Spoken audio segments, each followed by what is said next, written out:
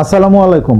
সেই যে রংপুর রাইডার্সের ঘাড়ে শনি ভর করলো, সেই শনি আর নামলো না। আজকে বিপিএল থেকে বিদায় হয়ে গেল তারা। প্রথম এলিমিনেটর যেই ম্যাচটা, সেই ম্যাচে খুলনা টাইগার্সের কাছে দাঁড়াতেই পারলো না। মুখ দেখানোই দায়, একেবারে লজ্জাস্কর ভাবে বিদায় নিল বিপিএল থেকে রংপুর রাইডার্স। অথচ এই দলটাই টানা 8 ম্যাচ জিতে নাম্বার 1 পজিশনে ছিল বিপিএল এ। মনে হচ্ছিল তারা অপ্রতিরোধ্য, তাদেরকে কেউ হারাতেই পারবে না। 8 ম্যাচ পরে প্রথম যে ম্যাচ হারা শুরু করলো, তারপরে টানা 4টে ম্যাচে হেরে আজকে এলিমিনেটর ম্যাচেও হারলো, হেরে তারা বিদায় নিল।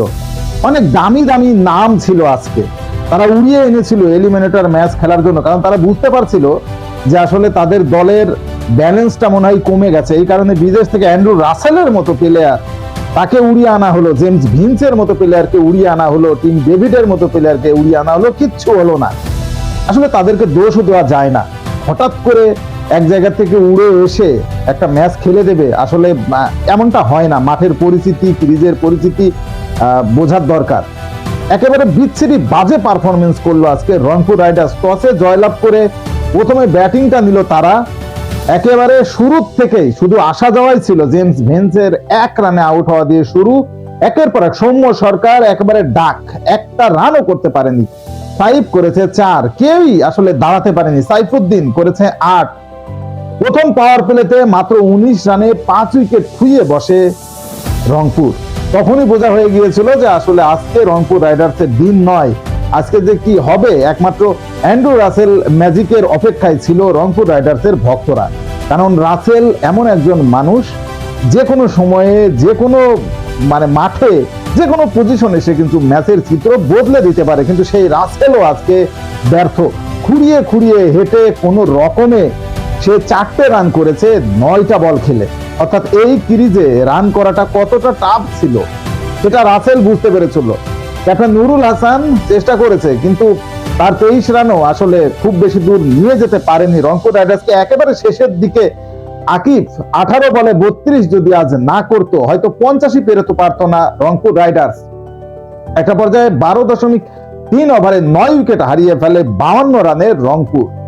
সেই জায়গা থেকে আসলে আকিফের এই 32 রানটা অনেক দামি ছিল। শেষ পর্যন্ত 16.5 ওভারে খুঁড়িয়ে খুঁড়িয়ে কোন রকম 85 রান তুলতে পারে রংপুর রাইডার্সের ক্যাপ্টেন মেহেদী হাসান মিরাজ। খুলনা টাইগার্সের দুর্দান্ত ভাবে অলরাউন্ড পারফরমেন্স করছেন এই বিপিএল এ, যেমন ব্যাটিং তেমন বোলিংটাও চমৎকার।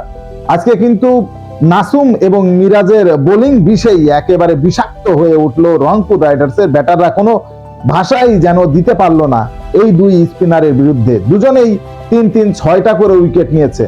কে কত রান কম দিয়ে উইকেট নেবে যেন সেই পাল্লা ছিল এই দুজনের ভেতরে। মিরাজ সেই পাল্লায় হয়তো জয়লাভ করেছে। 4 ওভারে 10 রান দিয়ে সে নিয়েছে 3 উইকেট, যেখানে নাসুমকে একটু খরচেই বলবো। 4 ওভারে 16 রান দিয়ে সে নিয়েছে 3 উইকেট।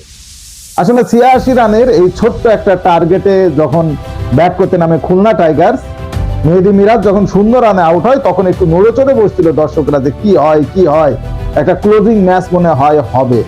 কিন্তু সেই আশাটাও পূরণ হলো না রংপুর রাইডার্সের ফ্যানদের।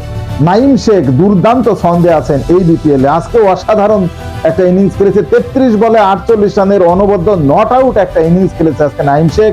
দলকে একেবারে নিরিবিলি জয়ের বন্দরে পৌঁছে দিয়েছে নাইম। তার সাথে রস, সেও কিন্তু 27 বলে করেছে 29 রান। দুজনে মিলে দেখে শুনে পাড়ি দিয়ে দিয়েছে। 58 বল হাতে রেখেই ম্যাচ জিতে নিল খুলনা টাইগার্স এবং তারা চলে গেল দ্বিতীয় কোয়ালিফায়ারে। অর্থাৎ তাদের এখন অপেক্ষা করতে হবে আজকে 6:30টায় যে ম্যাচটা ফরচুন বরিশাল এবং চিটাগাং কিংসের ভেতরে অনুষ্ঠিত হবে। এই ম্যাচের ভেতরে যে দলটা জিতবে সেই দলের সাথেই আসলে এলিমিনেটর ম্যাচ হবে খুলনা টাইগার্সের। অসাধারণ পারফরমেন্স করেছে আসলে খুলনা টাইগার্সের মেহেদী মিরাজের দল। ব্যাটিং, বোলিং, ফিল্ডিং সব জায়গায় তারা কিন্তু এগিয়ে ছিল।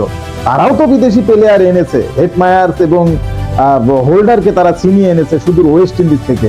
তবে তাদেরকে আজকে কোনো পরীক্ষায় পড়তে হলো না। আসলে মিরাজ এবং নাসুমের বোলিং এই তো শেষ হয়ে গেছে রংপুর রাইডার্সের ব্যাটিং লাইন আপ। আর এই 86 রানের টার্গেটে তারা আর কি নামবে, দেখে শুনে খেলেছে।